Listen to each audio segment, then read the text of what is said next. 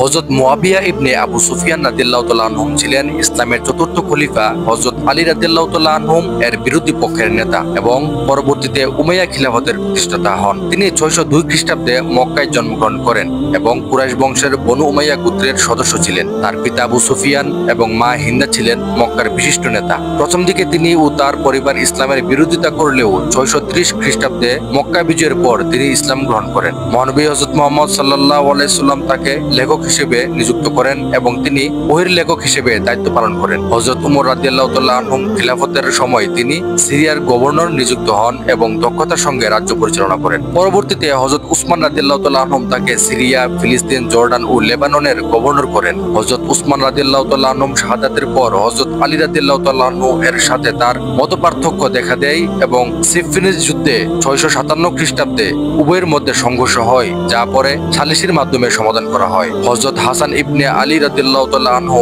661 খ্রিস্টাব্দে খিলাফত ত্যাগ করলে মুয়াবিয়া রাদিয়াল্লাহু তাআলা আনহু মুসলিম বিশ্বের একক খলিফা হন এবং উমাইয়া রাজবংশের সূচনা করেন। তার শাসনকাল প্রায় 20 বছর ছিল। 1961 থেকে 1980 খ্রিস্টাব্দ পর্যন্ত স্থায়ী ছিল। তিনি প্রশাসনিক দক্ষতা, রাজ্য পরিচালনার কৌশল এবং স্থিতিশীলতা আনয়নের জন্য সুপরিচিত ছিলেন। 680 খ্রিস্টাব্দে 60 হিজরি মুয়াবিয়া রাদিয়াল্লাহু তাআলা আনহু মৃত্যুবরণ করেন এবং তার পুত্র ইয়াজিদ ইবনে মুয়াবিয়াকে পরবর্তী খলিফা নিযুক্ত করেন, যা ইসলামের ইতিহাসে বংশগত শাসনের সূচনা করে। হযরত মুয়াবিয়া রাদিয়াল্লাহু তাআলা আনহু ছিলেন একাধারে দক্ষ রাজনীতিক, সেনাপতি ও শাসক, যিনি ইসলামের প্রথম রাজতান্ত্রিক শাসনের ভিত্তি স্থাপন করেন। বন্ধুরা, এরকম সুন্দর সুন্দর ইসলামিক গল্প শুনতে আমার চ্যানেলটি সাবস্ক্রাইব করে পাশে থাকুন। ধন্যবাদ।